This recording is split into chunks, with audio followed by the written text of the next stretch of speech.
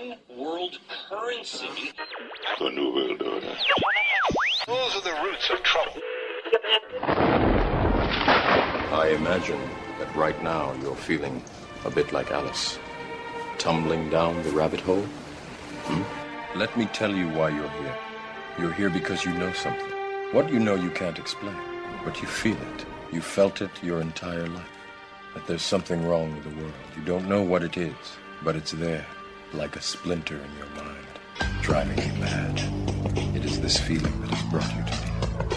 This is your last chance. After this, there is no turning back. You take the blue pill, the story ends. You wake up in your bed and believe whatever you want to. You take the red pill, you stay in Wonderland, and I show you how deep the rabbit hole goes. All I'm offering is the truth, nothing more.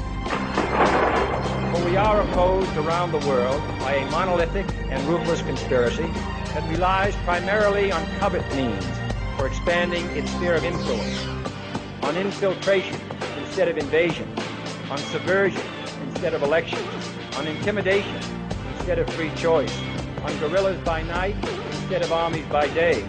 It is a system which has conscripted vast human and material resources into the building of a tightly knit, highly efficient machine that combines military, diplomatic, intelligence, economic, scientific, and political operations. Its preparations are concealed, not published. Its mistakes are buried, not headlined. Its dissenters are silenced, not praised. No expenditure is questioned, no rumor is printed, no secret is revealed. But I am asking your help in the tremendous task of informing and alerting the American people. And now, welcome to another episode of Down the Rabbit Hole. Here's your host from federaljack.com. It's Popeye. Ladies and gentlemen, welcome to another live edition. It is September 3rd, 2014. Wednesday edition of DTRH. Tonight, I am excited. Coming back to the airwaves is an old friend of mine, very good friend of mine, who we've done, I would probably say, at least 12 or 14 hours of radio together over the years, different broadcasts we've done together. But I'm really excited because I haven't had her on in a while, and since the last time, she came on when she first started doing radio, when she first got into it, but now it's been a little over a year, and I'm excited about it because I've been wanting to pick her brain, but now she's also grown on her own as a radio show host, so I'm just doubly excited. It's kind of, for me, it's kind of neat because it's like seeing my prodigy grow, and she is now out there doing her own thing, doing amazing interviews. Anyway, if you haven't figured out who my guest tonight is, it's my good friend Susan Lindauer, and we're going to be getting into the chaos in Iraq, ISIS, and everything else. And I'm going to, first, before we even get into that, when I bring her up here in a sec, I'm going to have her discuss her book a little bit too, Extreme Prejudice, because for you to have any clear understanding of what's going on in Iraq, present day right now, you need to have an understanding of what happened 12, 13 years ago, and what happened, 8 years before that, 9 years before that. You have to have a complete understanding of the whole picture, and Susan's book and her experience is key. It's key. But then again, if you already know who she is and you tune into her radio broadcast here on Truth Frequency Radio on the weekends, then you already know what I'm talking about. Her book, by the way, is called Extreme Prejudice. We're going to plug it. We're going to get into all that. So I don't want to waste any more time because 2 hours is never enough with Susan. It's just not enough. So without wasting any more time, let's bring her up. My good friend, Susan Lindauer. Susan, welcome back to the broadcast. It's been way too long, dear. Hey, Popeye. I am so proud to have been your prodigy because you are the one who turned me on to radio, and you helped me get my radio show, and I love you for that. Well, I'm very proud of you. I've watched you kind of grow into your own as a radio show host. And I remember you were kind of nervous the first show you did, and now you go up there and you knock them down. You do a strike every time you do a radio show. You knock all 10 pins down. So I'm very proud of you. Thank you. That clapping well, is for you. I tell you, this is, yeah. Well, I tell you something. This is a really important age, for time, year, these years right now that we're living through, this is probably the most important age of our history. I believe that our country is really turning at the abyss. We're really flirting with the abyss right now, and we, all of us, our audience and our hosts and the blogs and the internet media, YouTube media. It's like we're fighting to protect our democracy and our values and to get things back where they need to be. Well, that's our jobs. I mean, we're doing, I guess, what Chris calls it light work, and other people call it that too. I guess you could call it that. We're exposing the truth. We're being the candle in the middle of the dark room, and we're forcing the darkness back. And back in the day, it was just a few of us, but now there's so many more people waking up. It really is awesome to see the awakening, especially compared to when, because you know what I mean. I mean, you've been awake from back in the day. I mean, you went into a friggin' military prison because you had the balls to speak truth to power, and they locked you up for it. So you know what I'm talking about. From 2003 until now, there's been a huge awakening. I mean, wouldn't you say it gives you a lot of hope? Oh, yeah, definitely. Definitely. And that's the thing. We can beat this thing. But we are at a turning point in history where we've got to stand and fight. And by fight, that doesn't mean fight to kill, but it means, fight for our values and fight for truth. And we have the capacity to do it. But we have to have the resolve. Do you know what I mean? I agree. Sometimes things are going to be tough. It's going to look dark, but we have to have the courage to get through it. And that's why, nobody can do it on their own. Everybody is important as an individual, don't get me wrong.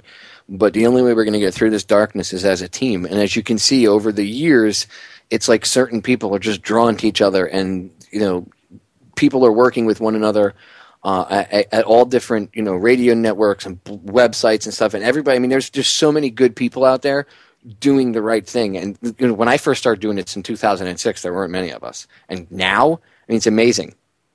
8 years later, it's amazing. I don't even have to go out on the street and do the amount of street actions we used to do, Susan, because it's so effective with what we do on the internet and with the website and with YouTube and everything else. We actually reach more people that way than we would going out on a street corner. And I mean, we're the alternative media literally is putting the mainstream media to bed, which is where it belongs. It should be put to bed. Look, if they were serious, how come they never had you on about your book? How come they never talked to you about your experiences? Oh my God! Oh, absolutely. And when I confront them, and I have confronted them, people like David Korn of The Nation, who is one of my neighbors. He's like, well, the corp. We have decided who we're going to listen. We choose the experts, and I'm like, no, you don't. Like, we, the corporate media, choose the experts we're going to hear, and we decide what is the official story. And that's how they view it. They view it as carving out an official story, like the ridiculous 9/11 narrative, the fantasy around 9/11. Or the fantasy about Iraqi pre-war intelligence. And I guess I should start by telling your audience who don't know who I am why I'm on your show tonight, and why this is so poignant, such a poignant time for me personally. I was the chief CIA and Defense Intelligence asset covering Iraq at the United Nations, dealing with ambassadors and diplomats at the UN. Iraqi diplomats from August of 96 up to the invasion for 7 years. And every 2 to 3 weeks, I would travel from Washington to New York and sit down with the diplomats and have lunch with them and talk with them and have coffee with them and keep a back channel open. And my specialty was anti-terrorism. I would always go to the Iraqi embassy and the Libya house and meet their diplomats and their ambassadors on the same days. So it's impossible for the United States government to say that they didn't know who I was or what I was doing. Everything that I was doing was being debriefed by the CIA and the Defense Intelligence Agency separately. So there was heavy oversight, but also the Iraqis and the Libyans both understood from the very first meeting who I was and what I wanted to do. And I was applying think how far we've come from this. Back in the day, we used I showed that anti-terrorism could be managed by supporting nonviolence in both directions. And if the best way, the most effective way to win support and get cooperation was to show that we cared, or I cared. You know, the United States government didn't care, but I cared. I was the person interacting with them, and I cared as much about their people as I cared about our people, because we are a human race, and we are one people under God, if you will. And I know that there are a lot of atheists out there. Don't take offense, but we are one planet, one universal life force. We have one precious earth that we have got to protect. And I respected all of that, all the different sides, which is why they could work with me. But I was always anti-sanctions and anti-war. And so the Bush administration, I have to tell you that what I'm seeing in the aftermath, both at the time of the Iraqi war and today, makes me know absolutely with all of my heart that I did the right thing. I was one person alone, but I was one person alone against the Bush administration when it came to that. But in the anti-war movement, there were millions and millions of us, and I was one of millions. But when the Bush administration decided that they were going to tear down the real truth about Iraqi pre-war intelligence, they had to destroy me to do it. And then they went out and they told you and all the people, and everyone in your audience will know this is true because you'll remember it, that it was bad intelligence that caused Congress, bad intelligence that was fed to Congress that created the decision, resulted in the decision, the consequence of the vote for war. And what you were not, and that was an outright lie. I was the chief asset, and I fought passionately, ruthlessly. I did every single thing that I could do.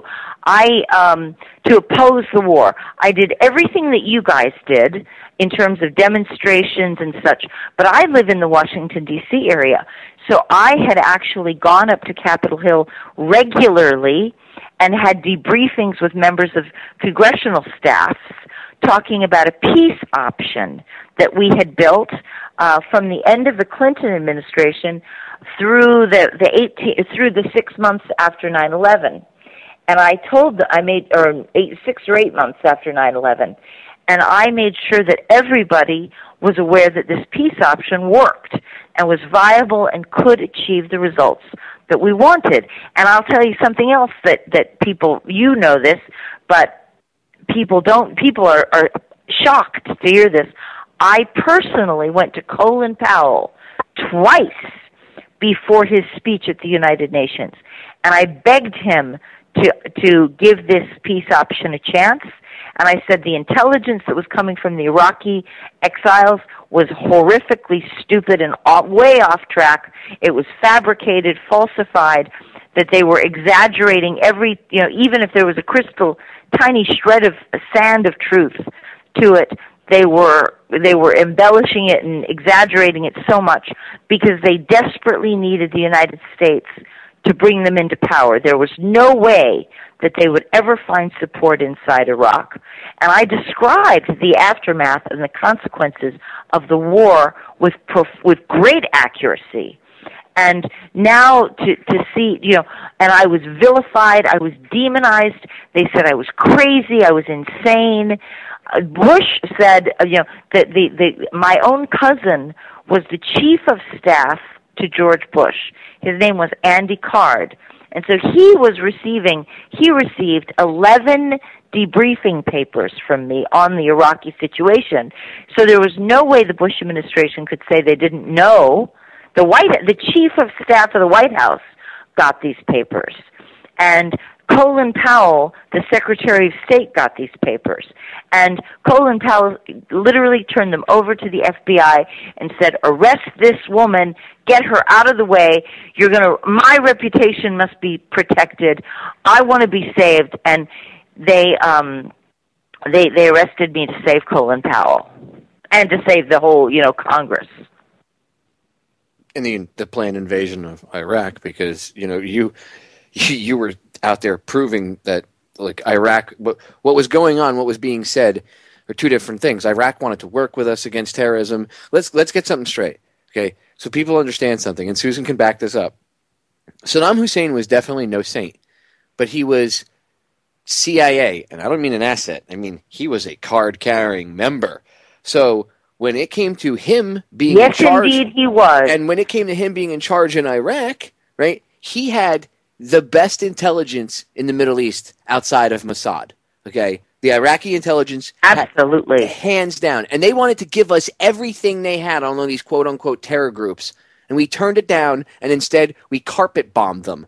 So what was the real agenda? Is it a war on terror? I think not. Susan, the floor is yours. Yeah, well, let me just, I want everybody to think of ISIL today, and then think of Saddam Hussein and what Saddam Hussein tried to give us. Saddam Hussein, as you said, was a bastard, but he recognized that anti-terrorism was, he deeply was paranoid of young Islamic jihadis because of the poverty of the Iraqi population under sanctions. And he was afraid that they would take advantage and manipulate the sentiments of the Iraqi people and knock down his secularist government. So he would hunt these people, hunt out the fundamentalists, and try to drive them out of his country. Because he would feed their intelligence to us. Let me give you some examples. Before 9/11, now everybody remembers that Bush tried to blame 9/11 on Saddam Hussein. In February, what you don't know is that in October, while Bill Clinton was still president, the Iraqis had given us advance warning about the bombing of the USS Cole. They had, one of these jihadis had come in to their country, and they had caught him planning, conspiring to carry out a terrorist attack. Now, because of the U.S. law, because of United Nations prohibitions on Iraq and sanctions and such, there was no way the Iraqis could arrest these people. They had to. Their only recourse was to deport them and ship and tell us. So that's exactly what they did. They deported the fellow and told us that they had caught a conspiracy to bomb a U.S. ship at a port facility. And I said, well, where did he go to? And they said he went to Yemen. So then I came back and immediately notified my defense intelligence people, my CIA people, and Yemen was, and then I got a message, which I was also very good friends. I was dating. Back in the day, you guys, I really had some very high-powered boyfriends. It's been a while now. I have to admit, it's kind of embarrassing. But I was dating the deputy ambassador of Yemen at the United Nations. And so I went up to New York to see him and have dinner. And I told him that it was really important. I told him that we suspected there was going to be an attack, and it was very important for Yemen to devise to get with the program right away and to be prepared proactively with a plan for how they would cooperate with the United States. So, because the United States, after this attack, was going to be very demanding of Yemen, and we have very high standards for high requirements for Yemen to contribute to U.S. anti-terrorism policy. So I said, you need to get ready right now and then the attack happened 4 days later. We had dinner like Friday evening, and it happened like Wednesday night. And that was the bombing of the USS Cole. And again, Popeye, can you hear? Yeah, and again, all of this information, okay, when you went, they knew who you were. So when you went to them with the information about Iraq and all this other stuff, it's not like they thought you were some crazy blonde bimbo that was out in the, just coming out of nowhere, conspiracy theorist. Oh, whatever. no. They knew who you were. They knew your cousin was Andy Card. You know what I mean? Like, they had known me when I was under Bill Clinton. They knew me when I was under Bill Clinton, and I was on the cutting edge of anti-terrorism. I did one of the first investigations of Osama bin Laden in 1998, before the Dar es Salaam Nairobi bombings. I ran an operation in Libya, not only doing the Lockerbie negotiations for the Lockerbie trial with Libya's diplomats, but much more significant. I mean, that was big enough. But much more significantly, we ran an operation to get the terrorists out of Libya, and to coerce and manipulate, to strong-arm Libya, Gaddafi, into deporting terrorists who had taken up in sanctuary inside his borders, like Abu Nidal. But there was a whole bunch of them. There were some very small ones that you wouldn't, like Abu Nidal's famous, but many of them are very small and not famous. And those guys were, like Carlos the Jackal and all those guys were getting thrown out of Libya.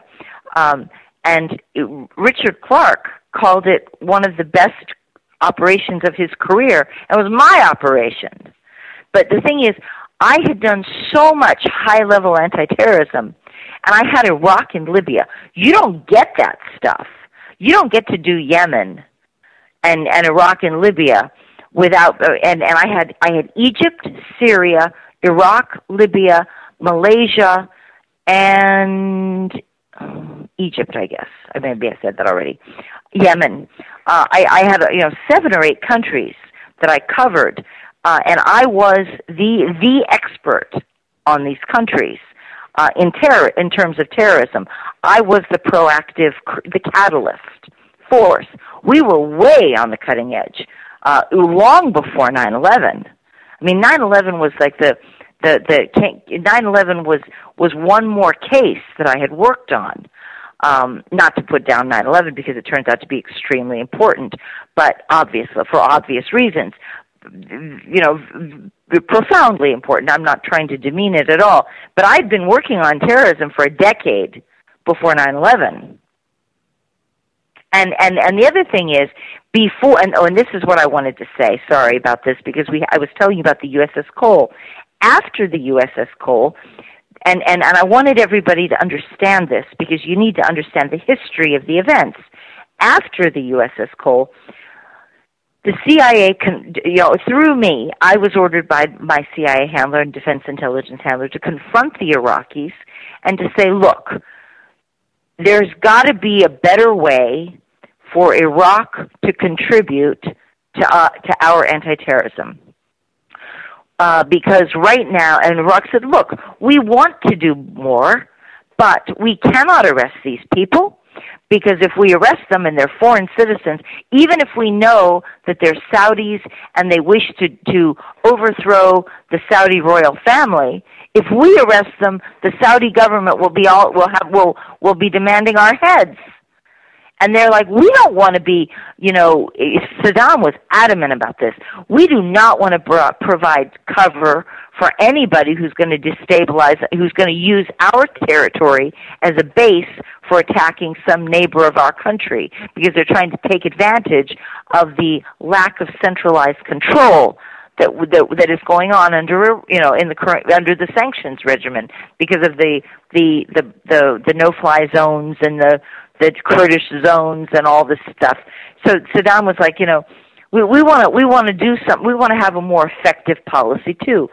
So at that point, 9 months before 9/11, this is where I'm going with this. 9 months before 9/11, the CIA demanded that Iraq would have to, we were talking about the weapons inspections. We had already started talks on the weapons inspections at the end of the Clinton administration while the votes were being counted in Florida. I was having meetings with the Iraqi ambassador because we didn't know, we had no idea whether Bush or Gore was going to win, but we wanted to give that new president a big victory and be able to get the weapons inspectors back into Iraq immediately. And the CIA was complete, had run it up to the top and had approval for this, and then I was going and making it happen. The Iraqis had already agreed to the conditions demanded by the United States. So then the United States threw in this thing about terrorism. They said, well, we want, because of the USS Cole, we want to send in an FBI task force on terrorism into Iraq. We demand authority to conduct terrorism investigations, interview witnesses, and make arrests. And I took that to the Iraqi ambassador, Dr. Saeed Hassan, and the immediate answer within 3 weeks was yes, absolutely, we agree. So by January and February, at the start of the Bush administration, 9 months before 9/11, the Iraqis had already invited the FBI to come in.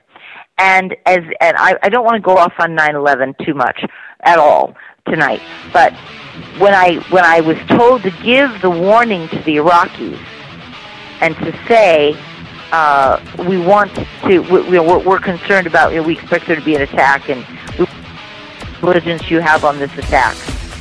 At that point, Susan, the Iraqis said, well... I'm going to pause this right there because the break is sneaking up on us. So hang out right there. Keep that thought. Ladies and gentlemen, don't go anywhere. I know you're on the edge of your seat. You're going to have to wait 3 minutes. We'll be right back. We are back, ladies and gentlemen. So when we got interrupted by the break, Susan was talking about pre-9/11 intelligence discussions that she was having with Iraqi officials, in like April, May of 2001 before the attack. And obviously, again, this whole myth that the government puts out, we had no idea they would ever fly planes into buildings on such a large scale. Sure, George, sure. Anyway, I digress. So, Susan, you're in Iraq. It's April, May. You're having these discussions about pre-9/11, the pre-9/11 attack intelligence. So go ahead, the floor is yours. That's right. And what the Iraqis, the immediate reaction was, the Iraqis said, well, gosh, we certainly want to give you any intelligence. If you think that an attack is imminent, then you should send the FBI task force. We've already agreed to this, and why don't you just go ahead and send the FBI, and they can do the interviews directly. Talk to whoever they feel is necessary to get to track down this intelligence.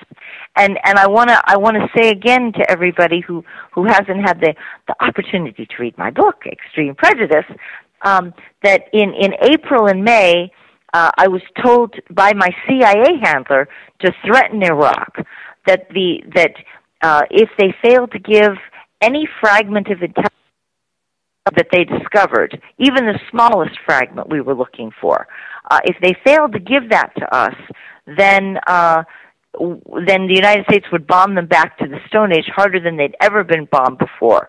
And this was very difficult to communicate because the United States had already beat the crap out of Iraq so badly. So communicating that they would do something we hadn't already done was pretty hard, was pretty tough.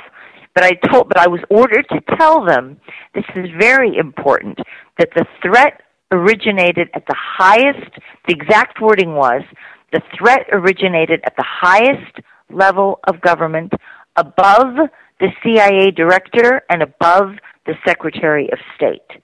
Now then, that's only three people. The President of the United States, George Bush, the Vice President of the United States, Dick Cheney, and the Secretary of Defense, Donald Rumsfeld. Only those three people. And by April and May, they had already said that they were looking for any fragment of intelligence involving airplane hijackings and a strike on the World Trade Center. And and that the threat against Iraq originated at the highest levels. Now, I want to take you after 9/11. The Iraqis, were much more. First of all, the reaction of Iraq to 9/11 was scathing. Scathing. How could you let this happen to your people? They challenged me. This was like a diplomatic back channel. And they said, you meaning me, that I was the source of intelligence on 9/11, and that the United States, that they were receiving, and that the United States, whenever Iraq tried to chase down the fragments of intelligence that I claimed I was looking for, always it circled back to the United States. And they said, and the Iraqi diplomat actually challenged me and said, you killed your own people. They said this to me, and they were scathing. You killed your own people. You hate us so much that you were willing for your own people to die so you would have an excuse to go to war with us. And they're like, this is the Mossad that did this. This is Israel's work, and they have led you to murder your own people. How can you look at yourself in the mirror, Susan? How can you not feel the deepest shame? The blood is on your hands, is what they said to me. Now, these were diplomats I'd known for years. So, I mean, these were people who, I existed to be a back channel. Okay? I existed to take that blow. But can you imagine how that felt on September 18th? The phone records show exactly when I got called from the Iraqi embassy and when I went up to New York. I went up on September 18th and September 24th. And I got reamed by these people, and it was so painful in the week and 2 weeks after 9/11 to hear this and to know it was true. I knew it was true. I was just devastated by it. Now, I want to move ahead a little bit, and again, the Iraqis said two things. They said again, vigorously, we invite the FBI, go back to Washington and tell them that we invite the FBI to come into Baghdad just like we did a year ago, just like we did in January and February. So you must send in the FBI. And the Iraqis also said that they would give us financial documents on Al-Qaeda so that we could identify the cash pipeline of monies moving through what we today call Al-Qaeda. Before 9/11, we called it it had a different name. It was called, very simply, and I think accurately, the Inter-Arab Network. And that's what we called it, the Inter-Arab Network, because it was a cross-national force of terrorists. Some of them were Lebanese, some of them were Syrian, some of them were Iranian, some of them were Pakistani, some of them were Saudi, and it was Inter-Arab. And they had formed a cabal, if you will, an Inter-Arab cabal.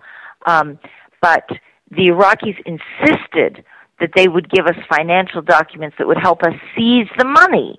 And again, we never had to go to war. If we were serious about anti-terrorism, the most effective thing you could do, as we are seeing today, the most effective thing you could do to shut down terrorism is to seize the money and close down the pipeline.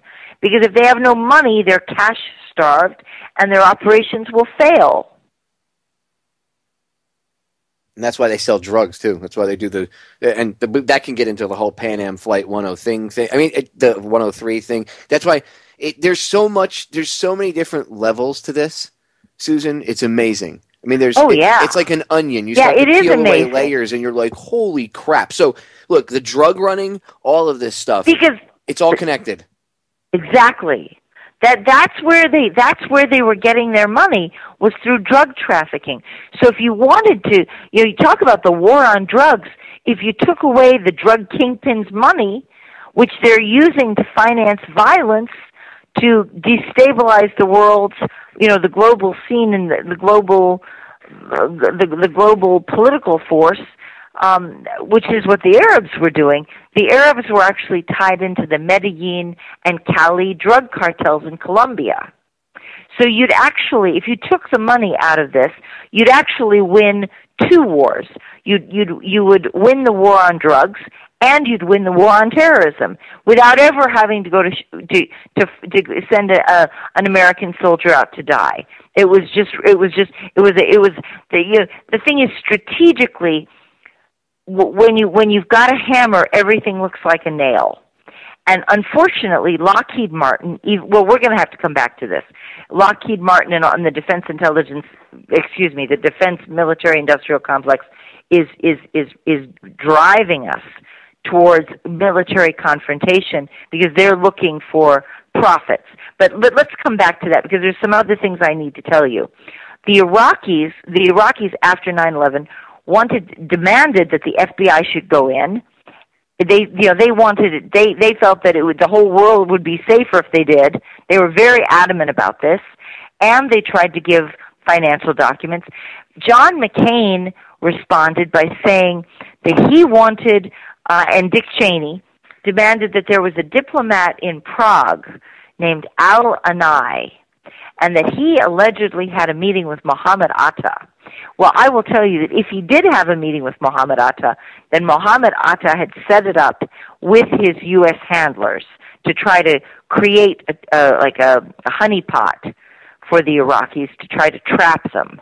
And Al-Anai denied having a meeting with him, and Al-Anai said, look, I'm a bad Muslim. I would never want to be with those people. I would never want to be with an Islamic fanatic because I drink, I smoke, I chase women, I gamble, So Al-Anai denied, but he agreed to have a meeting with the FBI. He said, I will be happy to have a meeting with the FBI. This is not a problem.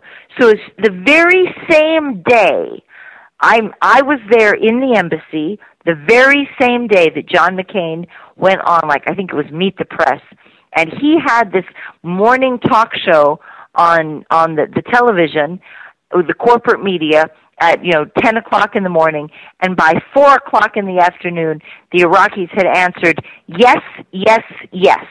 We have already invited the FBI to come into Iraq. We are now inviting the FBI to interview Al-Anai. We will give you what you want, yes, and we will give the FBI the financial records. And the reason they would not give the financial records to me was they said, we do not want this to go to the CIA. We will give this to legitimate law enforcement because we want to make sure that it is actually used. And when you have spooky stuff, intelligence, it can be swallowed up. So they wanted to do it the right way. They insisted that it would have to go to law enforcement. And so that was Iraq's response to the 9/11 attack. And imagine if we had prevailed on that road as opposed to having the war and what we've done now. Well, see, here's my question. Now, I know, okay, look, we're going to get into ISIS and all that in the second hour, but I know that ISIS and all that is controlled by the intelligence agencies and everything to a certain degree, and they're manipulated or steered or whatnot, but there wouldn't have been this endless war on terror. There wouldn't be this group of individuals available if Saddam had worked with us, because I'm willing to bet that a lot of the people that would have been exposed would have been people that were connected to some of the very controlled networks that they use to create this unrest. That they have to have a boogeyman. That's what Al-Qaeda is. That's what ISIS is. It's this controlled boogeyman. They'll never let ISIS get out of control and put a caliphate all over. Are you crazy? They're never going to let that happen.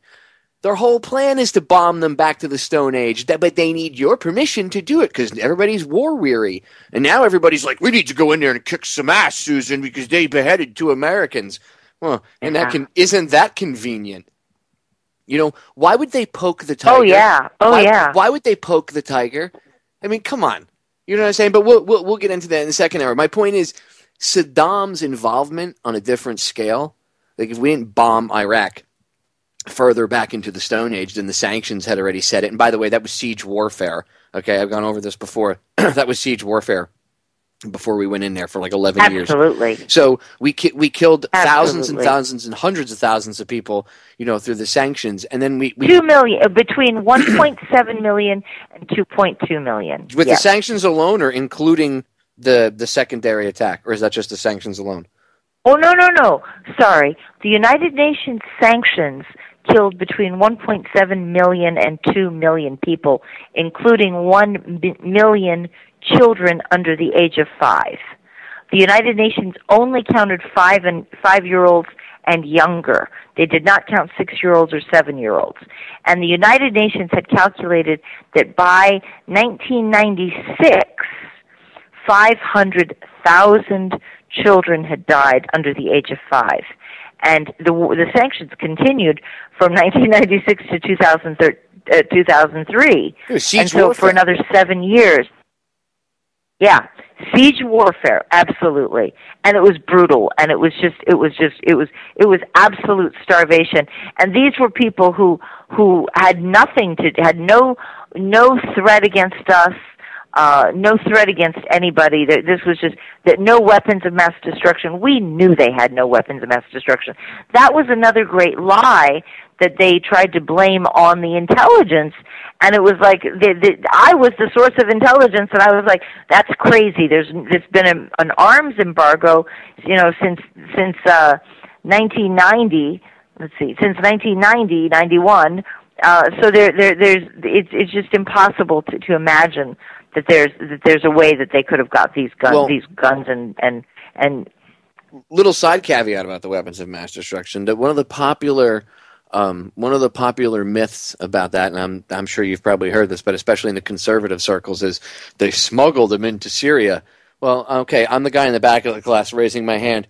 Since Syria has had weapons inspectors go in, and they took the quote-unquote weapons of mass destruction, the sarin gas or whatever it was, they didn't import that from Iraq. That was made there in Syria. They admitted to that. So where's all the WMDs that were smuggled in from Iraq? Oh, they're not there. There never were. There never were any. There never were any. That's a rationalization. War.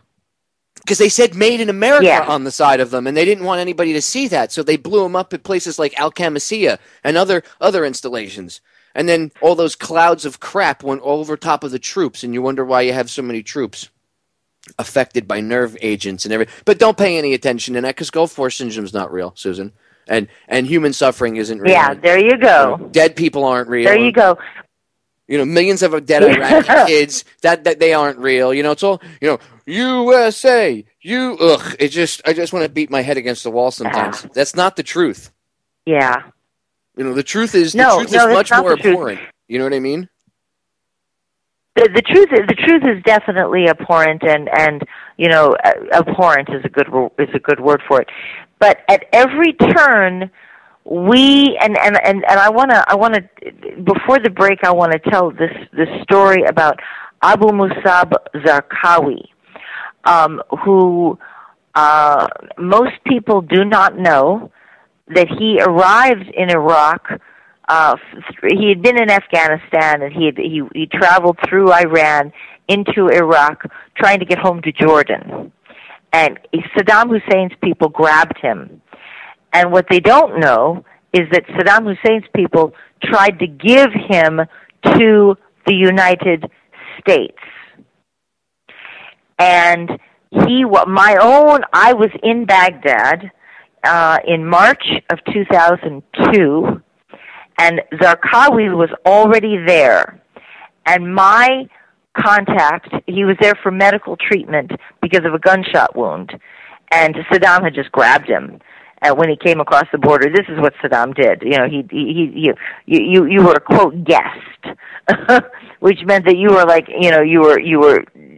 he was a foreign national, so they couldn't put him in prison, so they put him under house arrest, and then they tried to peddle him to the United States. Well, if you were serious about anti-terrorism after 9/11, you would have grabbed Zarqawi. Zarqawi later became the founder, or one of the original founding members of Al-Qaeda in Iraq, now called ISIS. And the United States had the opportunity to take him.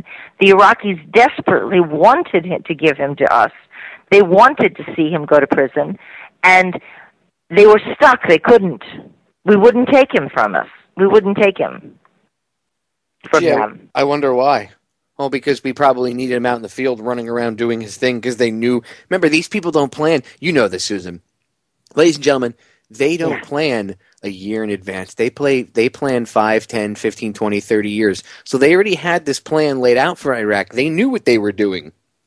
Don't you find it kind of convenient? They had the chance to nail the future head of Al-Qaeda, the first head, the founding guy of Al-Qaeda in Iraq. Sure, the founding guy. Who would lead the resistance to the occupation, fighting and killing hundreds of American soldiers, teaching how to plant IEDs, teaching how to create suicide bombings, missions, organizing the Iraqi population against the occupation. And Iraq tried to is this not the height of irony that Saddam Hussein tried to give him to us, this man who would later become the champion of the oppressed Iraqi people against the occupation? Saddam tries to give him to us. We refuse. Talk about role reversal there. Well, to me, it doesn't even show irony. To me, it shows that they were setting the chessboard up long before the game was even played. Even though they pretended to be one of the players, the chessboard was being set up by their people long before the. Again, how many times have we said, in private conversations, we've said this on air too, but how many times is just you and I chatting have we said that what could have been stopped? How many lives? Not just American lives, but let's take American lives out of it. Let's say we didn't invade Iraq. How many Iraqi lives could have been saved by working with Iraq? We could have helped them stop the sanctions. We could have brought Iraq back to where it was. Used to be a gem in the Middle East. First heart transplant in the Middle East performed in Iraq. Okay, they had the best medical system back in the day.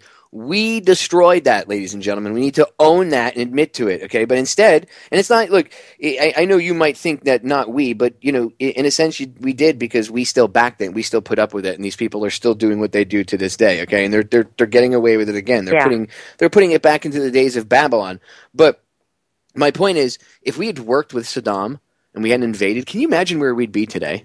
Can you imagine ISIS wouldn't exist? ISIS wouldn't exist at all. It'd be done. So, that's correct. The CIA wouldn't be able to get. And I'm not saying, look, not everybody in the CIA. It's usually we would have shut down the finances for. Without firing a shot, without killing, without deploying a single soldier, we would have cut down terrorism. We would have cut out the financial network for the terrorists. And taken away the money from the drug cartels at the same time. And we would have stolen their profits away. Right, so that would have defunded these people, which we all know, and it would have taken away their Muppets, which we would have starved them for cash. They would have had nothing for recruitment. Well, the powers that shouldn't be, the people that play the chess game and use us, and all these other different players as pieces, it would have robbed them of players, and it would have robbed them of this drug money income where they can do and fund all these black ops.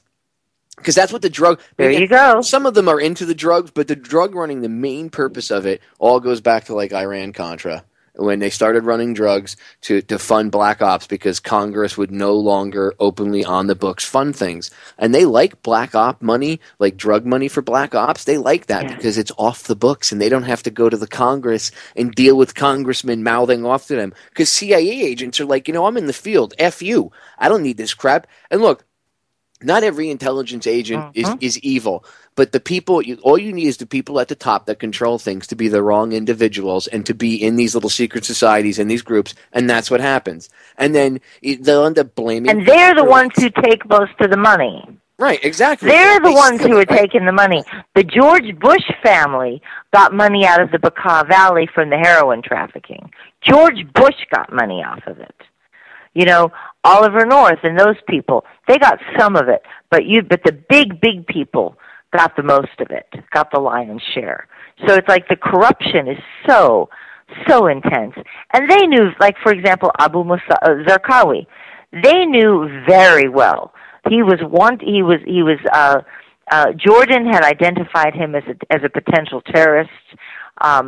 There was an arrest warrant out for him in Jordan, and Saddam tried so hard to give him to us as they kept offering it to us. Please give it. Let's hand him off to the United States, because they were going to show that they were committed to the cause. And for those of you who don't know as well, not only was there, let me just say this quickly before the break, there was weapons inspections, cooperation with anti-terrorism, then there were also financial contracts. The Iraqis were offering the United States preferential contracts in all the following areas: healthcare, pharmaceuticals, and hospital equipment to rebuild their medical facilities, and telecommunications, which is a ka-ching for the CIA. We would have controlled their satellite communications, cell phone, internet, television. All of this would have been controlled by the United States, which would have allowed U.S. intelligence a backdoor into all their computers, their computer software, their everything, all of their connectivity. We would have controlled.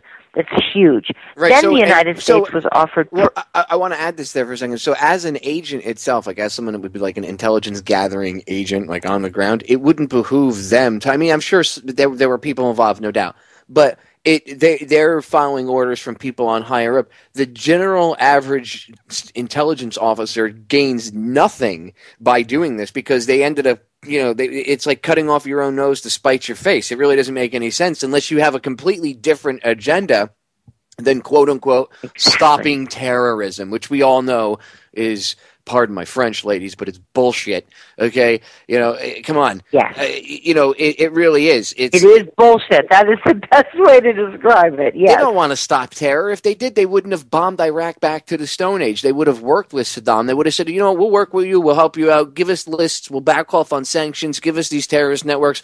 They could have, if they wanted to, look, if we really wanted to end, quote-unquote, terror, not you and me, not the people that join the military to a certain extent or even work in the government to a certain extent. I mean, the people at the very top playing this game. If they really, really cared about stopping this, it would have been over in like 2 years. They could have cooperated with Saddam. Again, they knew all this, and they could have wiped out these groups. And ladies and gentlemen, everything that Susan's been talking about is in her book, Extreme Prejudice. Go over to Amazon.com and get a copy. She's not on here promoting her book. She came on because I wanted to talk to her about this, but I'm promoting her book because you need to get it. I have a copy of it myself. I've read it. It's an excellent read. I promise you, you will not be disappointed. Susan, I'm going to cut us off because the break is sneaking up on us. Ladies and gentlemen, do not go anywhere. We're back in 3 short minutes. Go to Amazon. Extreme Prejudice. Get her book. Educate yourself about the reality of what's going on. Just for the rest of the next week and a half, it's going to be a lead up going up to and then in through 9/11. And this is the start of it because this is all connected. 13-year anniversary, their magic favorite number. Stay tuned. We'll be right back. Ladies and gentlemen, we are back with hour number 2 here on tonight's live edition of Down the Rabbit Hole. I am your host, Popeye, from FederalJack.com. It is September 3rd, 2014. It's the Wednesday edition of DTRH. Tomorrow and Friday, I'm going to be playing some historical stuff for you guys. And then all next week, I'm going to be getting into more info, but it's going to be just all of next week is going to be a 9/11 info gem. This week is more historical perspective on the different wars and what's been going on, the agenda besides 9/11, and then next week is going to be, from Tuesday till Friday, it's going to be nothing but 9/11, and then it's going to culminate with the 9/11 show I did, a broadcast I aired that I did off air with Mark Passio. We did it about 2 years ago. It's called The Occult Aspects of 9/11, and since I've been on Truth Frequency, I have mentioned this broadcast probably about 1,000 times, and I've told people to go look it up, but I know not everybody can. So, because of 9/11, it's the 2-year anniversary of when I aired the original interview that Mark and I did. Chris Gio, the owner of the network here, is going to do all of you, not just me, but all of you a solid. And he's going to cut out my commercial breaks and stuff for just my Friday episode next week, and he's going to play, because the file itself is actually 2 full hours on the dot. And he's going to play the interview uninterrupted because it's got that much information. I didn't want to cut any of it out. And you're going to hear all the different occult aspects of 9/11. You're going to understand how it was a huge cremation of care ceremony to a large extent, and all of the other different things connected to it. All week you're going to hear evidence about the official version and all this other stuff about politics and blah, blah, blah. And you're going to hear, I'm going to have audio for you from the victims' family members and stuff. So all of that is totally important, and I'm not trying to dismiss any of that. But then there's also the occult aspect to it, which I know many people are interested in, and I have referenced a billion times. And it's important when you understand the much larger picture and the overall scheme of things. So with that being said, next week, all week, make sure to stay tuned in, because it's going to be all original broadcasting. I have I have planned for you all. It's going to be awesome. All about 9/11 all week long. And then the rest of this week is going to be, what's led us up to this point.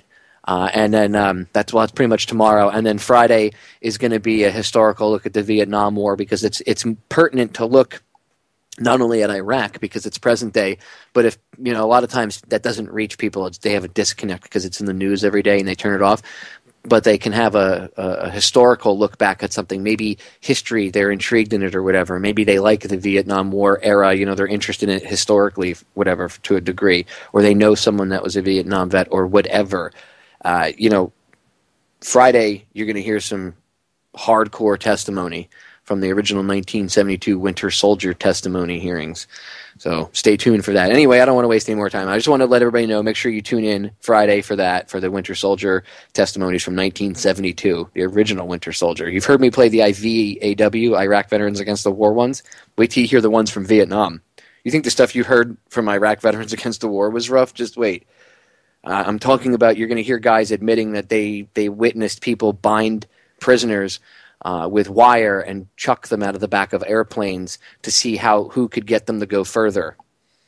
And I expose this because this is what happens with the dark side of war.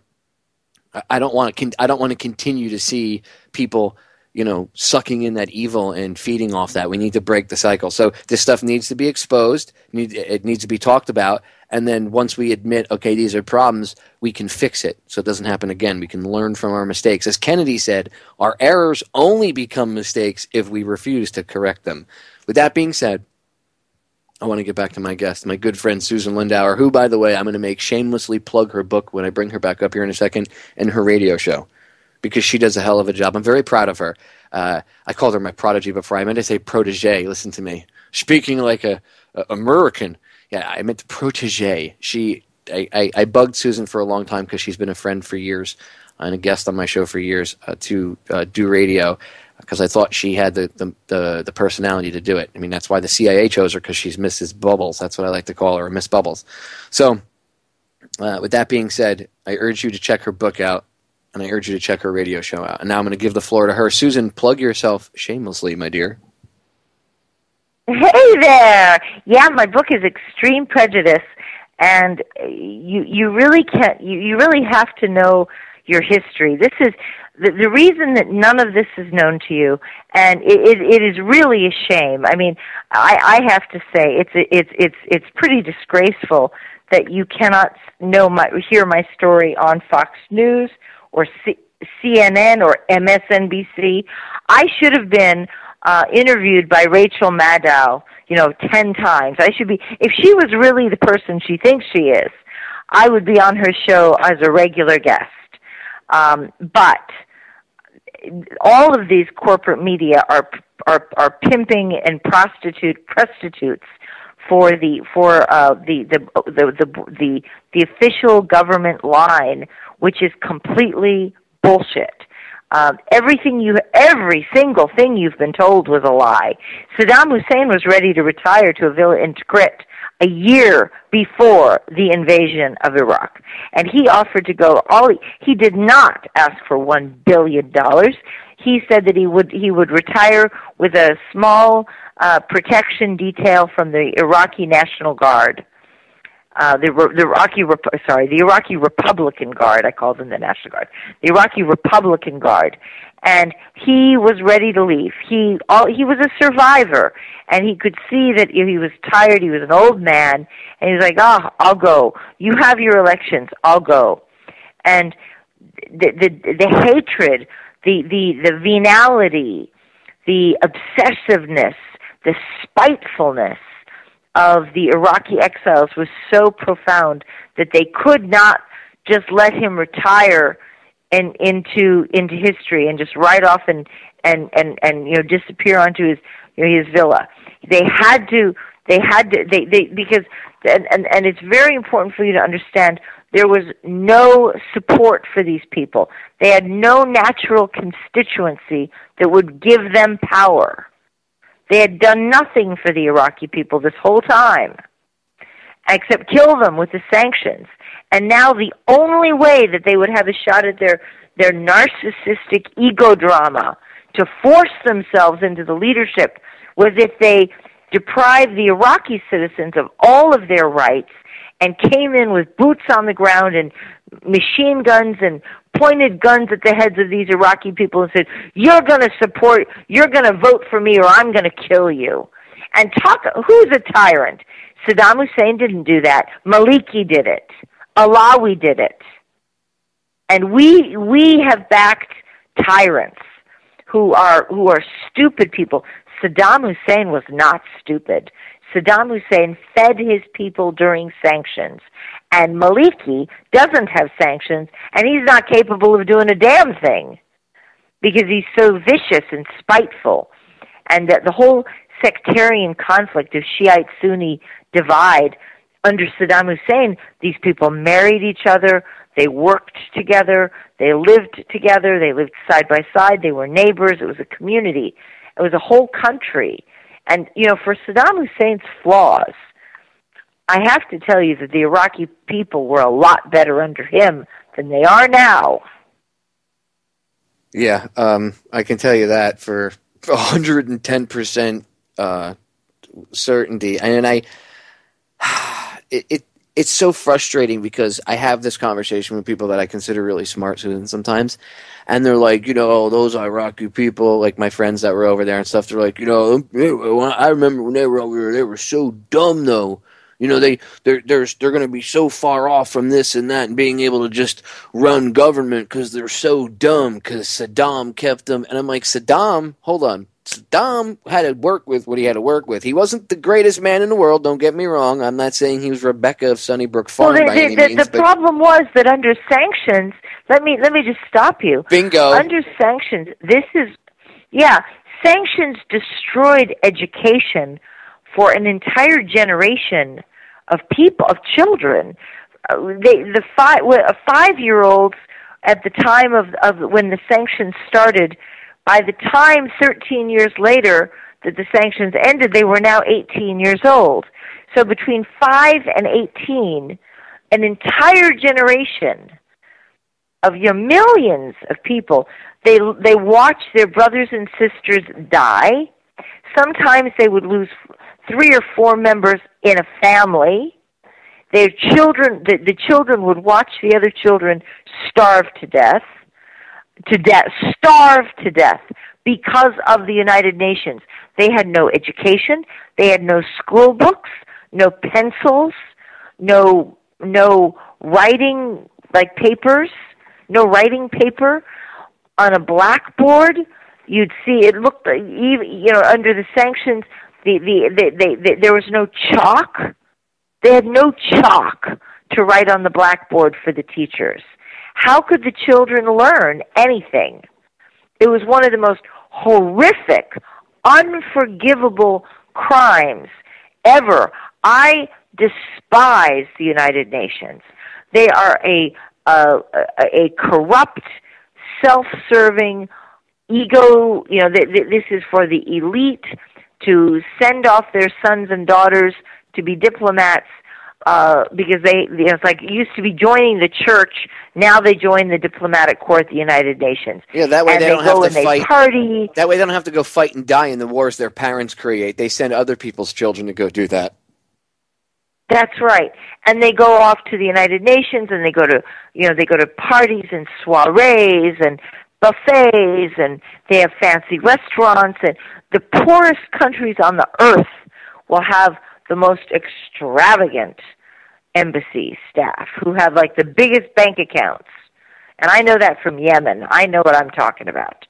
The Iraqis, the United Nations diplomats were selfish and stupid. They knew very well what was going on. They knew very well that there was no way. And by the way, I'd like to tell you something else. Some of you will remember that there were holds that the United States and Britain put on the Iraqi purchasing. Well, it turns out there was a reason for that nobody knew, and that was that somebody at the CIA had gone in to the Oil for Food program account at the UN and stolen the money. And so the reason the United States kept putting on these holds and Britain kept putting these holds on these things was because they didn't have the money, and they didn't want to admit that they didn't have the money in the accounts to do the purchases of whatever legitimate supplies were needed, because they'd stolen like $20 billion. That's a lot of money. They'd stolen it. It was.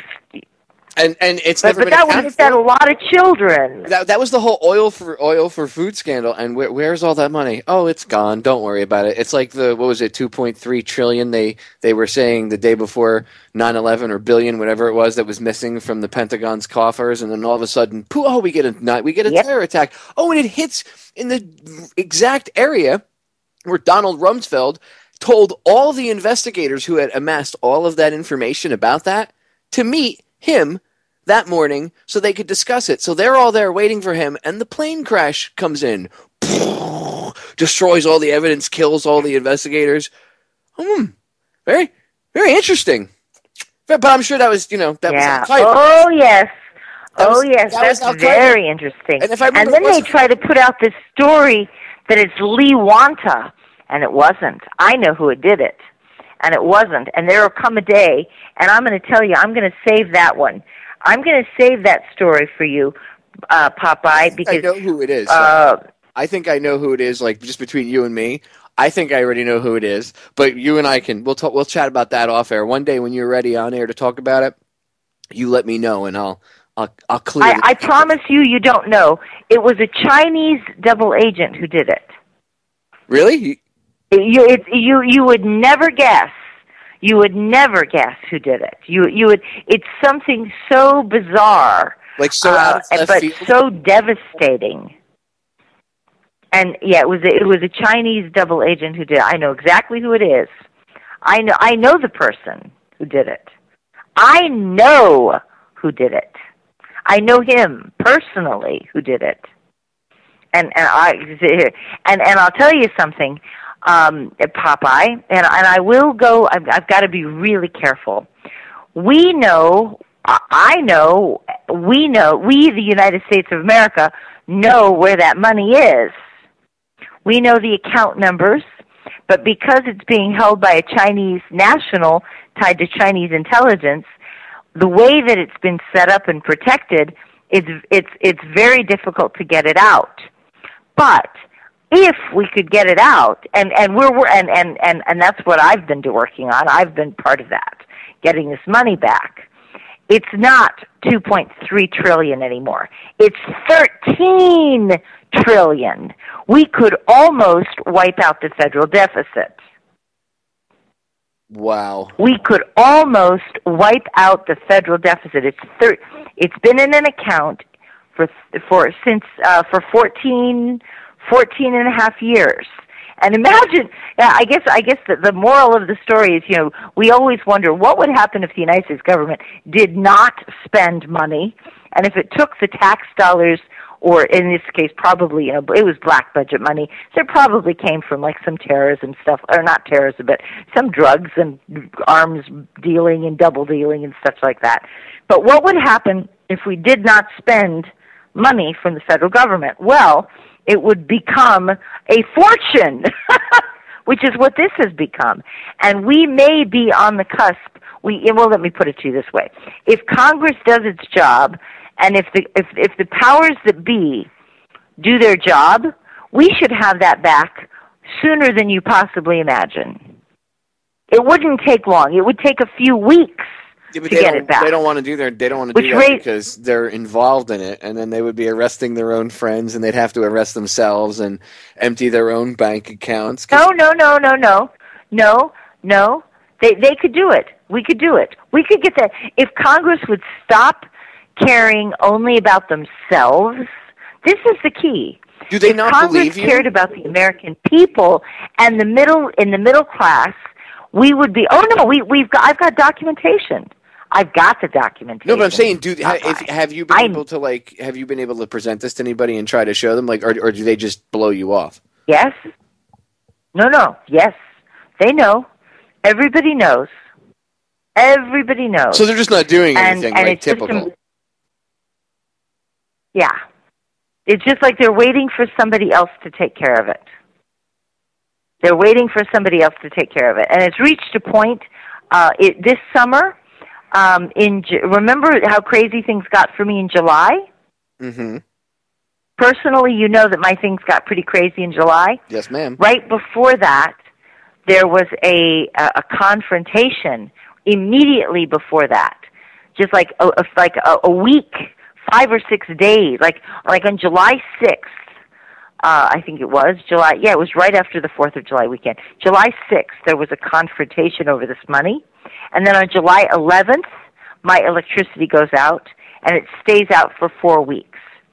And when I called Pepco, the electricity company in Washington, D.C., they said, well, your electricity is not slated to be turned off for another 2 weeks until the 25th. I said, well, then turn it back on. And they said, well, now that it's off, you have to pay the whole bill. But it should never have been turned off at all. But turning off my electricity I was off for 4 weeks. And I had to stop my radio show right when ISIL was coming out, and all this stuff was happening with ISIL. And right after, there was a big confrontation over this money. And I was saying, get the money now. No more games, no more delays. Get the money now. And then all of a sudden my electricity goes off, and I call the Pepco company, and they're like, well, it's not scheduled to be for, like they give you a shut-off notice. My shut-off notice said the 25th, but my electricity was turned off on the 11th. See what I mean? See, it's dumb things like that. I mean, this is old school. This is a big deal. You're like, no, this is old school stuff. I got to say, look, you can go back and listen to my archives all the way back to 2011 when I first started doing radio. And every time Susan came on, her phone, you'd hear it. Click, click, click, click, click, click, click, click. You'd hear, one time we were on the phone, I think we were doing an off-air interview, and I was playing it later, and there was somebody out on her grass, like behind a tree. It got to the point where, and I dropped it in the chat room, you can go look, it's on my YouTube channel, Federal Jack Tube 6. You can go on YouTube and type in Susan Lindauer will not kill herself. I'm not kidding you. Susan, you remember this. I made her record audio stating that she would never harm herself or anything, and that her frame of mind is completely sane and everything else, because I was that worried about her, and I immediately put it out there, and we put it up on multiple channels, and I played it on my show and on other people's shows I could get on. That. Because I was concerned about you. Yes. Because you were going through some really creepy crap, and I mean, she goes through which I like what you refer to them as spooky people. That's the spies, and she would have these spooky type people hanging out on her lawn behind trees and like kind of making themselves known to her, but not anybody else. But letting them know that letting her know that we're watching you, we're playing games, or her phone would cut out. Exactly. They broke into your house, I think, once. Really weird things would happen. It was getting really out of control. I mean, I remember you were really concerned. So, I mean, this is not a joke. Susan's not playing games. She's not. I've known her for a long time. When I say I can vouch for her, I can vouch for her. And anybody else that's ever known her for a long enough period of time, especially like when you came out with your book and we were promoting it, man, you were getting nailed hardcore. You couldn't even do a conversation with you. Oh, you couldn't even God. record. It'd be like, Susan, you there? Yeah, hi, Popeye. So you'd get right into it. So yeah, Iraq and pre-9/11 intelligence. Click. Susan, are you there? No, you'd have to call you back, reconnect, pop back in, and as soon as you brought certain things back up, it would cut you off. So, I mean, yeah, I know everything you say over the years and in, doing the investigative research myself. Yes, she is the real deal, ladies and gentlemen. And when she tells you that she has spooky type people, as she calls them, doing strange things or weird things like her electricity going off, it does happen. And do they want an analyst like you for a bloody month? And they say to me, "I'm sorry, your electricity, if you don't pay your bill, then you get a cutoff notice." Well, my electricity was and the cutoff notice will say, you must pay by, in this case it was July 25th. If you do not pay by July 25th, then after July 25th, your electricity will go off. Well, but my electricity went off on July 11th. And then they were like, well, since it's already off, we're not allowed to turn it back on until you pay us. And I had an IRS garnishment at the start of July, so I had no money at all. And right at this moment, we were doing this big thing on getting the money back. And it's not a small amount of money. It is a very serious amount of money. And we would have the capability. And I'm going to tell you, Popeye, that if this does not happen, first of all, the first thing I did when my electricity went back up, I went to Harry Reid and I went to Ben Cardin, and I said, and I gave them the map for how to get the money back. There's I'm not going to tell you what it is, but there are some. Just to reassure your audience, there are some very simple steps that will solve the problem. And the other thing is that will shock you. The same person, and I swear to God this is true too, the same person who took the $2.3 trillion also has bragged, I'm not making this up either, and the World Trade Center, that he was tasked to go to the World Trade Center, and he was traveling on the freight elevator out of the basement, and that he was moving something out of the basement. Well, he was a kleptomaniac thief of the highest order. This man may be the biggest thief in history, and he has bragged that he took something out of the basement of the World Trade Center, which would be the gold. And he has given me the banks in Hong Kong, Dubai, and Switzerland where the gold is. And if the NSA and the FBI and the CIA would cooperate, we could get the gold back for the United States as well. So we'd get the gold and we'd get our money, and we would have a global reset, a true global reset, not a hyperinflation global reset, because this money has already been in the economy for 15 years. So it's not like we're injecting new money into the economy. It's already there. We're getting it back and taking it out of the bank account in the place where it is, which I have the account number. Popeye, I've got the bloody freaking account numbers. The problem that they have is that it's under the name of a Chinese national. And and Obama is not very strong in dealing with these adversarial relationships. And what I'm saying is, damn it, I'll go do it. I'll be president for a day, and I'll go break some eggs, and he's afraid of some kind of diplomatic scandal where China's going to let Miss Bubbles do it. She's got the personality to do it. Susan, I'm going to pause this right there because the break is sneaking up. Ladies and gentlemen, do not go anywhere. Check out Susan's book, Extreme Prejudice. We'll be right back. We are back, ladies and gentlemen. Final segment, as I have said multiple times tonight. Check out Susan's book, Extreme Prejudice. You can find it over on Amazon.com. I promise you, you will not be disappointed. And she's also got a show here on Saturdays and Sundays on Truth Frequency Radio, so make sure you check that out. Her archives are available. go check out her archives. I urge you to download her shows. She does really great interviews, and there are times she does get messed with, and there is a reason for it, and it's not made up. Technical difficulties can be had, and everybody admits to those. But honestly, I have seen Susan go through some very spooky type, creepy type stuff, and like people harassing her and stuff like that over the years. So it is really, when she talks about it, it is really the real deal. There is no doubt about it. So, Susan, I want to switch gears because we got about 25 minutes left. I want to switch our gears back onto ISIS here for a second, because this is really important. So, modern day ISIS here that we see running around Iraq. I want your take on this whole mess, because you were gone, so you didn't have power. So now you've come back, you've seen what's going on. I mean, what do you think about this? Because this is what I see. I see that they're letting, the powers that shouldn't be. Obama is obviously not in charge. He's being told to allow them, and obviously the Pentagon as well, whoever is telling them to allow ISIS to run amok. They want ISIS to run amok because they want ISIS to be able to, you know what I mean? They want ISIS to be able to be the boogeyman. They need that boogeyman. You know what I'm saying?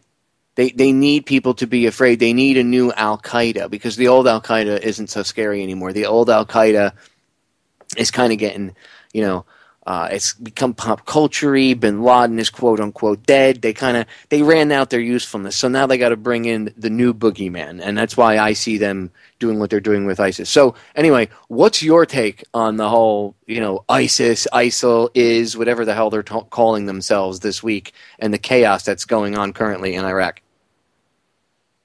Well, I think that I will surprise you by saying that I believe, just like Abu Musab Zarqawi was real. He was a real terrorist, and we let him function. We refused to take him in. And then, because of the idiocy, and I believe it is just stupidity, sheer dangerous stupidity, and a failure to comprehend what war means in a practical, realistic sense on the ground. And then they turn around, just like what they did to me. They know very well that I warned them not to go to war, but then when it went badly, they needed to blame somebody, so they blamed me, even though I told them not to do it, begged them not to do it. And the thing about ISIS is that, and here's where I have to agree, it may disappoint you to hear me say this, I agree with General Martin Dempsey. I believe that ISIS has an end-of-days apocalyptic vision, and that if we're not going out for them, they are coming for us. It's like for every action in the universe, there is a reaction. And the problem that the United States has now is that we are bankrupt. We are financially bankrupt. Our military is spent. Broken is, I don't like to call an American soldier broken. These are strong characters, strong personalities, but they're exhausted. They've exhausted their capability, and now payback's a bitch. The devil's a charming man, hell's a bitch. And they're coming for us. We have made enemies that are real, authentic enemies. And I think that the real problem for Obama and the real alarm in the military is that we did not want this. We did not want this. We wanted everything to be, we did this in Iraq. Just grotesque action in Iraq. And we wanted to go away and forget about it. Don't hold us responsible for this. Yeah, we did it, but we're leaving now. Yeah, bye everybody. And now those people are saying, no, we're not done with you yet. You're done. You're exhausted. We see that you're weak. We see that you're exhausted, and we're coming after you. We're chasing after you. And that's what's happening, I think. I don't think that the United States, I think that the United States stupidly imagined, and Obama is guilty of this, believing that they could take that anger against the United States and apply it to Syria and Bashar Assad. And so I think that the mistake they made, which was a huge mistake, was imagining that they could funnel the jihadi rage. It needed to go somewhere. Power hates a vacuum. The anger, the rage needed to go to some place. So they tried to turn it against Bashar Assad, and they did turn it against Gaddafi.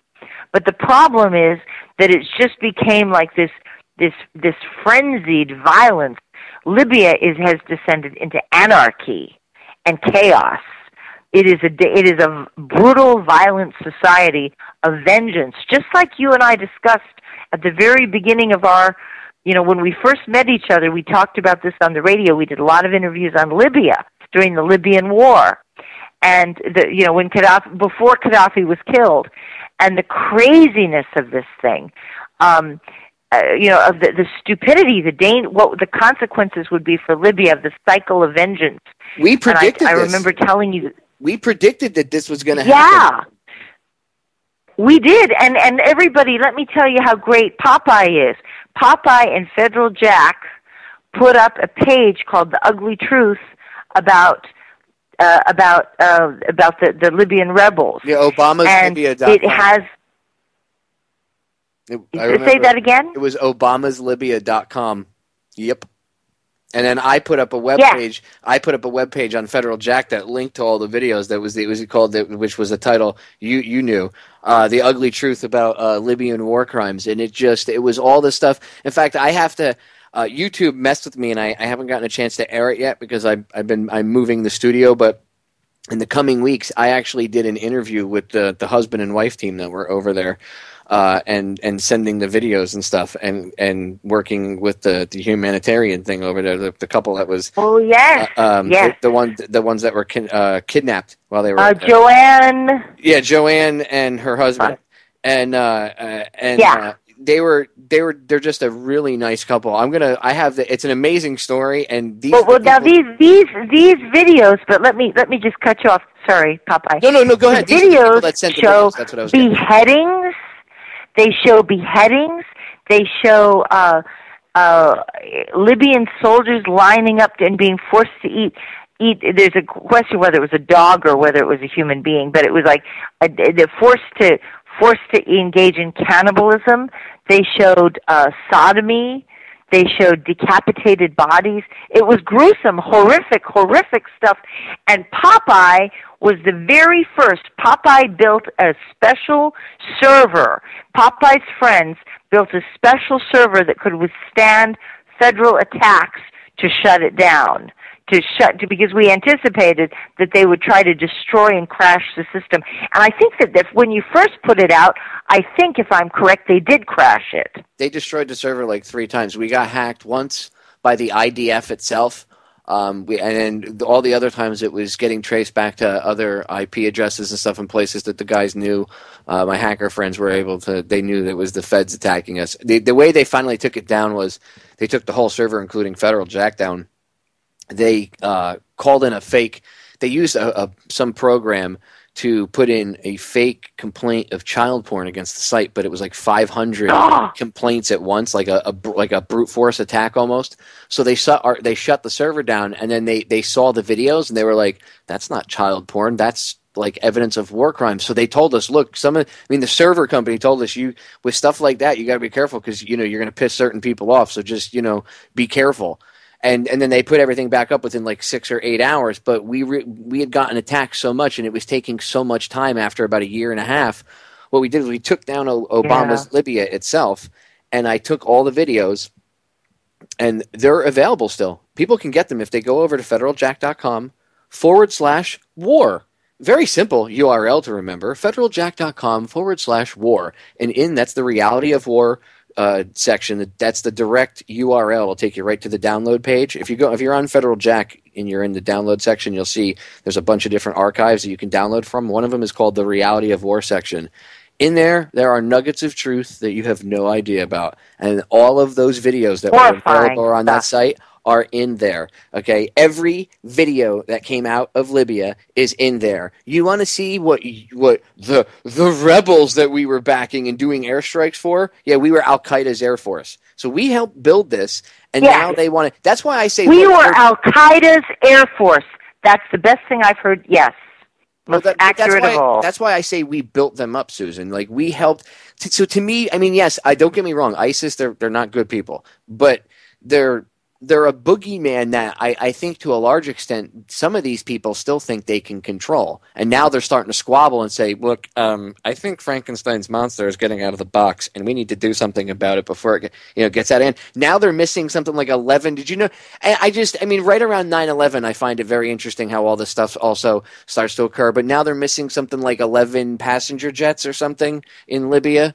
Yeah. I mean, yes. But do they have guys that are capable of flying them? Really? I mean, I just saw a video where there was this MiG that it took off and it looked like it was buzzing and flying around, and then the MiG crashed because they said it was mechanical failure, right? So, and they said it was during a funeral, whatever, they were doing like a flyover or whatever, and it was a mechanical failure. So if an experienced pilot working for the Libyan rebels, right, and working for the current whatever, if they can't fly their equipment, are these guys that can barely fire an AK-47 or an RPG really going to be able to fly a plane, or is it going to be like 9/11? You know what I'm saying? I'm just saying, Susan.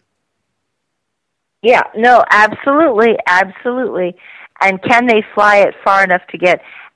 But here's the thing: 11 passenger jets.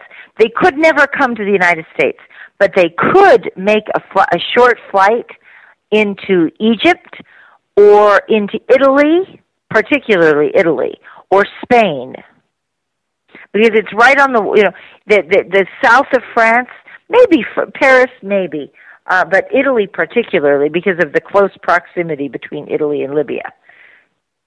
It's so close. It's so close that it wouldn't be a long flight. That's the kind of thing that I think we're going to see happen. And would they have the capability to find somebody who could fly a plane? Yes.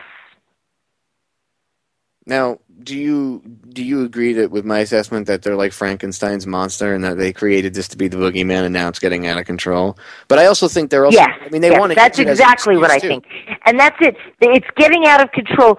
They were so stupid; they didn't understand, and that it was going to be that scenario would ever happen. They imagined foolishly that they would be able to dictate the constraints, and they would be able to keep it in its box, and they'd pull it out like on a chain.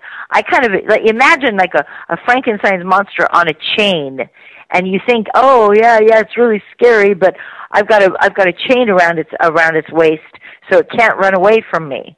And I'm going to pull it, I'm going to take it out and have it go woo and scare the people, and then I'm going to pull the chain back and drag it off to its cell again and keep it locked up until the next time I need to go scare the people. But what happened is that it's now broken off the chain, and now we are dealing with the consequences, with the reaction to our violence. We have lost control. We have lost control of the situation. I have to ask the question, and like, why haven't they? I mean, like when I heard Dempsey say, "Well, we're worried about collateral damage," I spit my coffee out all over across my desk. I was like, "Come on, dude, really?" But again, bullshit. You're worried about collateral damage. Well, we can't tell the civilians. Come on, man. There's a freaking column of vehicles with dudes in black pajamas. When have they ever cared about civilians? Well, but I mean, you got a column, Susan, of like 300-400 vehicles of dudes in black pajamas, AK-47s, and RPGs. You can't tell me that you can't see with the cameras on those Predator drones and the satellites what's what. Come on, don't lie to me. They could have parked a couple missiles. They could have stopped this a while ago. So I think that they wanted the boogeyman to a certain extent. I think they're somewhat afraid of them, but I think there's still people in power that really think that we'll take care of it. But I think the people that are generally concerned. Well, you know why? It's because of Israel. It is, but hold on. The people who think that it's a good idea, the people who are kind of who imagine that they are really in control, that they're puppeteers, that would be the pro-Israeli crowd who desperately needs, who craves U.S. military action in the Middle East. Those are the crazy nutcases who have inspired the war in Syria. It's like, Jesus, Bashar Assad was a secular, stable, prosperous leadership. There was no reason to take him out. He practiced political tolerance. All these people, all these different sects and religious groups lived together in one country, and they were neighbors, and their economy functioned. They had a middle class. Why would you want to destroy something like that? How stupid. You know, what is the purpose of that?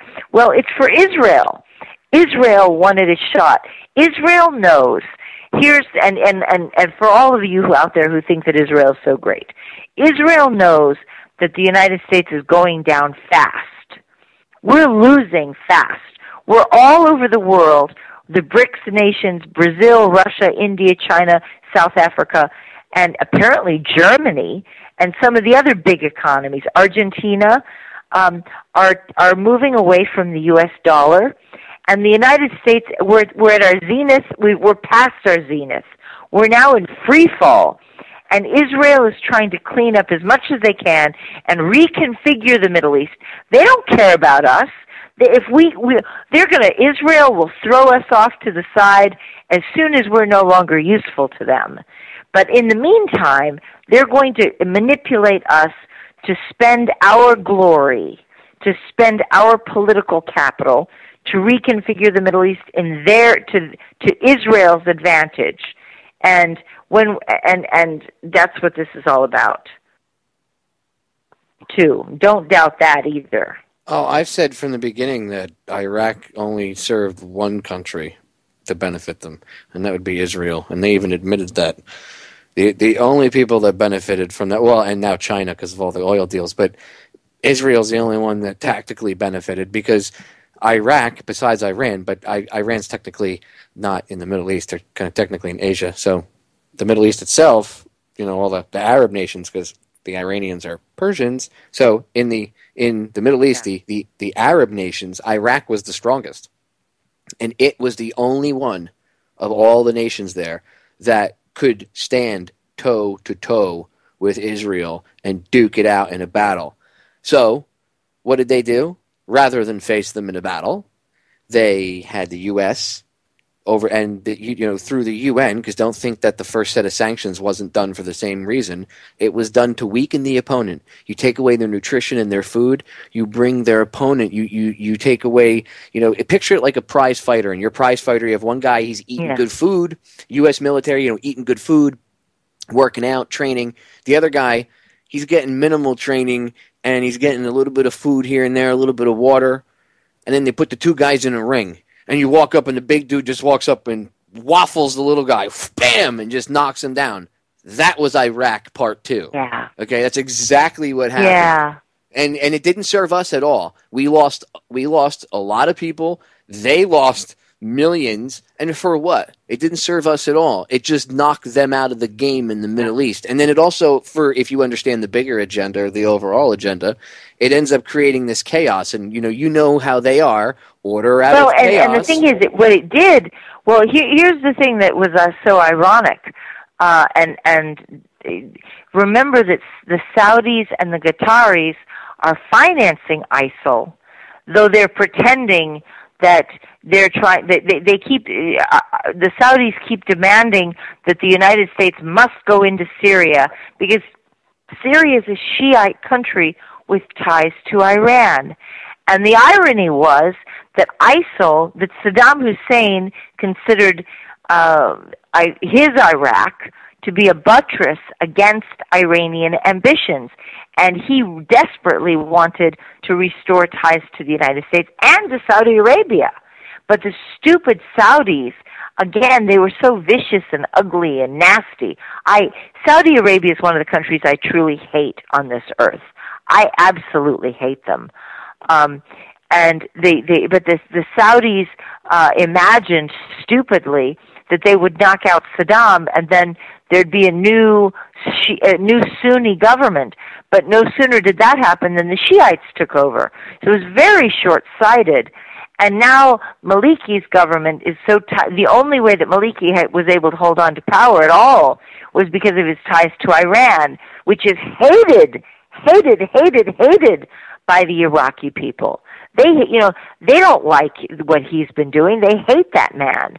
But the only way that he could hold on to power was so the Saudis had the effect of, by destroying Saddam, there had to be a strong Iraqi-Iranian alliance, which is contradicts the self-perceived Saudi interests and the interests of monarchy.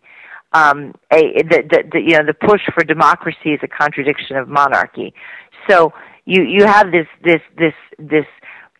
Saudis who have completely miscalculated at every level, and now the Saudis are afraid of ISIL because they don't have control over them either. And ISIL would like nothing more than to come back into Saudi Arabia and knock out the royal family. Believe me when I say they hate the royal family, too. So it's like, this is my question, I even said this the other night, if Saudi Arabia is so afraid of them, why don't they just stop funding them? Or is it to the point where it doesn't matter if they stop funding them? Well, but the thing is, yeah, that's a very good question. It doesn't make any sense to me. But you better keep feeding the tiger, because if you stop feeding the tiger's going to turn around and attack you. Well, I mean, Saudi Arabia, they have a decently equipped military. Why don't they just go in there and work with the United Arab Emirates and all these other Middle Eastern countries and say, look, we all may not get along, but these guys are batshit crazy. They're out of control. I mean, if it's true, batshit crazy, definitely. If it's true that, like, say, I know they're all controlled by Mossad and CIA, but let's say, Al Qaeda actually said, hey, look, we want nothing to do with these people. Like if they're that bad, then why don't all of these people, America shouldn't have to intervene. The United Arab Emirates, Saudi Arabia, and all those other Middle Eastern countries, Egypt, Jordan, look, they all have pretty badass militaries in their own right. If they all got together and worked in unison, ISIS would be a memory in like 72 hours. Okay, it's that simple. Those guys, it's not like their militaries are, Oh, I'm sorry. I don't think it is that simple. Because all the governments you're talking about, they have militaries, but they're hated by their own people. There is deep disaffection. But don't you think that if they don't, particularly, are very angry. And let me tell you, the Palestinian factor, the Palestinian quotient, is devastating, because ISIS has told the Palestinians that they will fight, that they are the only group willing to fight to get the Palestinians back into Israel, with the capital of Al-Quds in East Jerusalem. Do you think they're doing and that? They are all. I think what's going to happen. Let me just tell you what I think is going to happen. That all of these, the United States will have. I think there will be a major terrorist attack. I think that we'll expect to see them in Europe. I think that the King Abdullah of Saudi Arabia is dead on the mark. First, there will be an attack in Europe, and it'll be major. It might even involve these 11 airplanes. But it will be something big in London and Rome, particularly. And then you'll see another attack on the United States, and a big attack, a big attack that should be pretty scary. And we're so weak financially. That's why, I've been fighting to get this money back. And we'll talk about the money another time. But we're so weak that we can't. We'll collapse. We're poised for economic collapse anyway.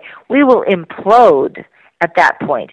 And then when that happens, all ISIS and all the Arabs, the Hezbollah, the Iranians, all of them will unite together against the royal families who are favorites of the United States. Jordan will fall. Jordan is expected to fall. My sources inside the Middle East tell me that they are expecting Jordan to collapse. My sources are saying Lebanon is expected to collapse. And they think that Lebanon is next before Jordan. But that the two are going to be like within 6 months, by Christmas, Lebanon will be in a full-fledged war just like Syria. And by next June, a year from now, next summer, Jordan will also be in war. Okay? And then what's going to happen is the next stage is that all these Arab peoples will unite, because they'll be like, instead of fighting against Bashar Assad and King Hussein of Jordan and the Lebanese government Hariri, they will turn around and they will all together, they'll make a peace with each other. The way that they will make a peace is that they will identify a greater enemy, and it may be the Saudis who will pay them to do it. The Saudi-Israeli alliance will be smashed, because the only way that the existing governments of these countries will have any chance at all is if the rage is turned against another enemy. And I think that's what Obama was trying to do. Obama imagined, I thought Susan, this when Susan, I saw I'm going to Libya. have to cut us off. I'm going to have you back on and talking about this more, because we're running out of time. Ladies and gentlemen, check out her book, Extreme Prejudice. I promise you, you will not be disappointed. I'll check you all again tomorrow night.